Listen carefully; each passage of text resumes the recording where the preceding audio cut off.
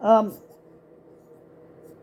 no, if you love reading like I do, a lot of times books are clueless, but there's 5 books that explain Donald Trump's life of crimes best. There's an ever-growing shelf of Trump books, but most make the same crucial mistake. They conclude that he's fucking nuts, which we already knew.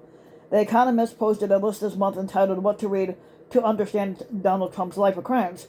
A list of 5 different books from the overflowing library of volumes about the man who, as the editors put it, remains at the center of American politics. These conclude the first major book about the Trump White House, Michael Wolff's book 2018 Fire and Fury, and several other classics of this mini-genre: Identity Crisis, the 2016 presidential campaign, and the battle for the meaning of America by John Sides, Michael Tesler and Lynn Babrick, John Bolton's White House memoir, The Room Where It Happened, and 2 accounts of the end of Trump's squatting. Frankly, we did win this election by Michael C. Bender, which is true they didn't, which they didn't win. And most recently, Thank You for Your Servitude, Donald Trump's Washington and the Price of Submission by Mark Leibovich. Now taken together, those 5 books about Trump would capture a great deal of the political intrigue, scandalous gossip, and incoherent policymaking of Trump's 2 scuttle campaigns and his chaotic administration. Now, I would argue that they explain far more about the man himself and his maggot sycophants than they do about Trump himself and his 76 years of life or personal history. Now, if you want to understand Donald Trump's personality and his interrelated behavior in business, politics, and crime, I would recommend this alternative list: 5 books that provide meaningful and serious examinations of Trump's psychological makeup and his family, and emotional and social development. Now, there's 5 books here, and I own a few of them. The Making of Donald Trump, which was released back in 2016 by David K. Johnston. Too Much and Never Enough, and How My Family Created the World's Most Dangerous Man, which was written in 2020 by his niece Mary Trump. That book I own. The Strange Case of Donald J. Trump, a psychological reckoning, that was released in 2020 by Dan McAdams.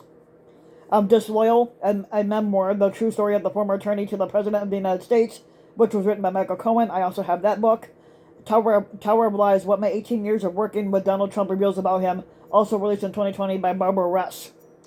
Now, from the perspective of criminology, which is a top field for people that work in it, what's particularly interesting about these 10 Trump books is that, with the exception of those by Bolton, Johnston, and Cohen, there are no substantial discussions of Trump's evident corruption, more than cursory examinations of his criminal career in business, politics, and government. Now, without an appreciation or less than a superficial understanding of the nature of the crimes of the powerful, their habitual patterns of lawlessness, and the normalization of these crimes, and not to mention the systemic resistance to holding powerful perpetrators accountable. Now, there is a palpable jeopardy that people will not understand that, like other criminals, they are created in relation to their personal social status and their social identification experiences. And furthermore, those types of crimes committed by the most powerful offenders also result from their personal biographies. Now, particularly their experiences with crime, control, and law enforcement, if any. Without the level of understanding of the etymological voyage of Donald Trump's criminality and impunity, especially in relation to how he became for 4 years the most powerful person on earth, most people view him through a lens of cognitive dissonance. They're likely to think of Trump as mentally ill or deeply irrational, an innate evil individual, or some kind of born criminal. In that particular view, whatever else Trump may be, he cannot possibly be a rational actor. Now, I would forcefully argue that this is not true. But more important, this discourse focused on Trump's perceived insanity, ignorance, or immortality works to mitigate, both socially and legally, against more accurate perceptions of his rationality, intentionality, and level of culpability. Now, consider Lloyd Green's book review for The Guardian of Michael Wolff's third Trump book, Landslide: The Final Days of the Trump Presidency, which I own that one. This is Wolff's best and most alarming book, Green writes, and it's saying plenty, especially since Fire and Fury had both infuriated the squatter and fueled a publishing boom. Now Wolff's new book describes Trump's wrath-filled final days in power, exemplified by an interview that Wolff had held on the lobby of Mar-a-Lago. Now, Wolf simply allows Trump to rant through a classic exercise in a Trumpian score setting without even trying to push back against the cascade of lies that he told. As Trump admits, as Wolf admits, he was reluctant to interrupt or ask serious questions because he knew that the interview would have come to an abrupt end had he done so. So Trump simply babbles on with nonsense to no obvious purpose for either man. As it's been written before, and it's been written elsewhere by Wolf's conclusion, he argues non-persuasively that the Donald was too crazy to be genuinely guilty of plotting a coup or other criminal behavior. Now Wolf sees Trump as experiencing swings of irrationality and mania, and as someone who has completely departed reality. Trump was incapable of forming a specific intent, and he argues based on the calculated and coordinated misuse of power. Now Wolf was not alone in this belief. Indeed, the slew of books documenting Trump's final days in office tend to agree on this analysis, along with most cable TV talking heads, but the only exception being Foe, because Foe is too far up Trump's ass. The consensus more or less is that Trump's loss to Joe Biden broke him, and that his fantasies, as captured in the title "Frankly, We Did Win This Election," are evidence that he's seriously deluded, and he's not just acting that. Now here's a similar take from Daily Kos on Trump books and written election delusions. Now, losing the election untethered Trump from whatever scraps of reality his advisors had still managed to tie him to, and up he went like a lost balloon with anger issues. By the end, he was wallowing in delusion, ordering staff to do impossible and illegal things, and he was absolutely convinced that everything was a conspiracy, and that anyone who didn't tell him what he wanted to hear was in on it. Now I disagree firmly with this, and I speak from evidence that I've seen. Trump has never been tethered to reality, but that does not necessarily mean he believes his own delusions. Similarly, while some of his presidential advisors may have resisted to varying degrees, or they pushed back against his more unhinged desire, they never had him tied up or taken away in a straitjacket. But some of his appointed cabinet members saw his behavior as crazy and unstable from the fucking beginning, and they reportedly talked about invoking the 25th Amendment at various times, but they never fucking did so.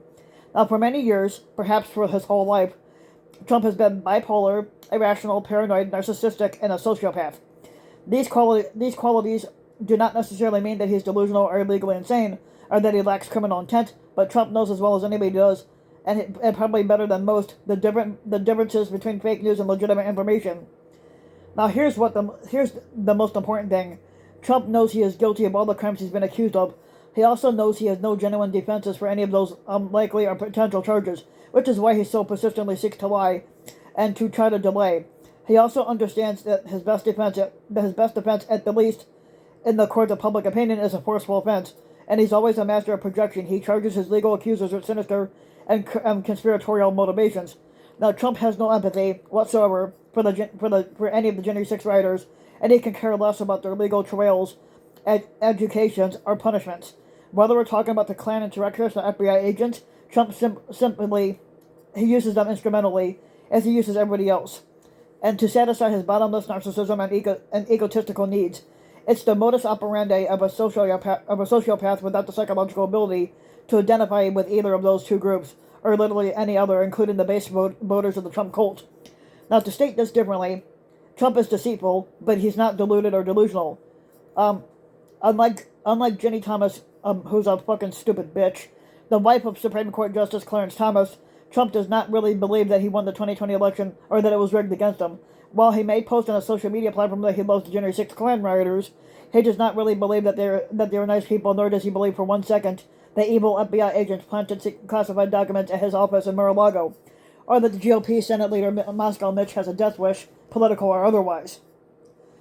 Trump is just a fucking con man, a performance artist and a demagogue who understands the value of never publicly abandoning his narratives.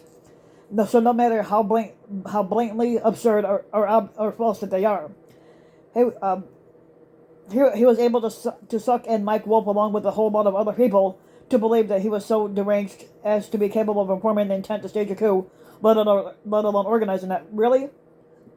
Now, really. Now, this is the man who conducted cursory presidential business every day while watching TV eating fast food, and tweeting 24/7, except for the time except for when he was playing golf, at least every week. I was out in the campaign trail, delivering greatest hits monologues of what they call unadulterated nonsense to the loyal sycophants he viewed with obvious contempt. And the moral words attributed to P.T. Barnum, among others, there's a sucker born every fucking minute, and the former squatter who was impeached twice and got away scot-free knows how to spot them. So if you like the video, you can give the video a like and subscribe to my channel, RBW King. You can also hit the notification bell so that you'll be notified when a new video comes out. If you want to support my work even further, you can donate to my Patreon link, which you can find in the About section of YouTube. And for just as little as a few bucks a month, your donation can help go a long way. And thanks for listening.